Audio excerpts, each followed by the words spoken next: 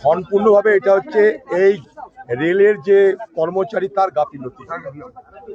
এখানকার যে গেটম্যান সে হচ্ছে এখানকার যে গেটম্যান সে হচ্ছে মূল অপরাধী।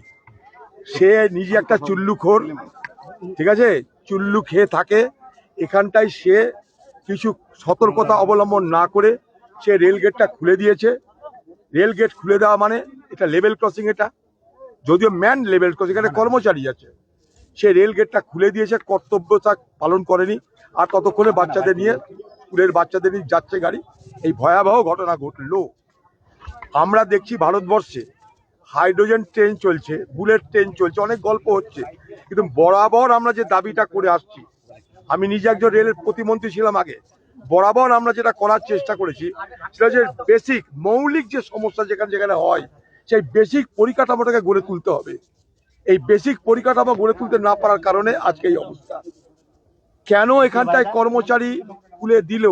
তাহলে কি সে ট্রেন্ড নয়? তাহলে কি সে জানে না? না তাকে কি কোনো ক্যাজুয়াল ডাকা হয়েছে, না তাকে কি আউটসোর্সিং করা হয়েছে, কোথাও থেকে নিয়ে আসা হয়েছে ভাড়া করে? সে কি রেলের কাজকর্ম সম্পর্কে প্রকৃত অর্থে সে শিক্ষিত? এতগুলো প্রশ্ন আসবে। এটা মূলত মূলত মূলত রেলের সুরক্ষার প্রশ্ন। সেই সুরক্ষার দায়িত্বে যারা আছে তাদের গাফিলতির কারণে আজকে এটা হয়েছে। এটার পূর্ণাঙ্গ তদন্ত হওয়া উচিত।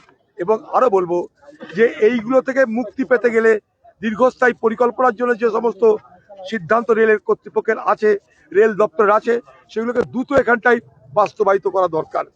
নালে এই শুধুমাত্র একটা ব্যক্তির জন্য এতগুলো বাচ্চার প্রাণ গেল, কেউ মৃত্যুর সঙ্গে পাঞ্জা লড়ছে, কেন এত বড় ক্ষতি হলো, এতগুলো বাচ্চার প্রাণ গেল, এটা এই এলাকার মানুষের কাছে অত্যন্ত বড় প্রশ্ন।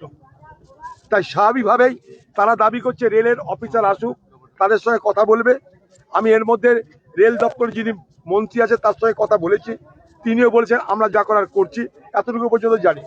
আমি রেলের মন্ত্রী অশ্বিনী কুমার সাহেবের সাথে কথা বলেছি, এখনো বললাম, কারণ আমি যখন দায়িত্বে ছিলাম তার সঙ্গে চেনা জানা ছিল।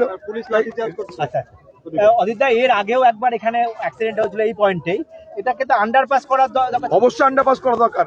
একবার আন্ডারপাস করতে গেলে জমি দরকার, কিংবা আরবি করতে গেলে সেখানটাও রেলের তৎপরতা দরকার।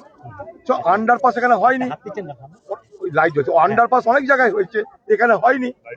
এটা রেলের পরিকাঠামোর অভাব, রেলের পরিকাঠামোর অভাব, রেলের পরিকাঠামো দুর্বল, তাই এই ঘটনা ঘটছে। রেলমন্ত্রী কি বললেন? রেলমন্ত্রী আমাকে বলছেন যে আমি সব ব্যবস্থা করব যা যা করার রেলের পক্ষ থেকে, এবং আমাদের অফিসারকেও আমি পাঠাচ্ছি। আপনি একটু ওখানটায় মানুষকে শান্ত হয়ে থাকতে বলুন। আমাদের তরফ থেকে আমরা যা যা করার করছি, আমরা পুলিশ পাঠিয়েছি, অলরেডি অ্যারেস্ট হয়েছে। বলছে যে গেটম্যান ছিল, রেলের মন্ত্রী বললো গেটম্যানকে আমরা অ্যারেস্ট করেছি, বাকি যা করার আমরা করব। আপনারা মানুষকে ওখানকার বলুন যে আমরা ব্যবস্থা নিচ্ছি।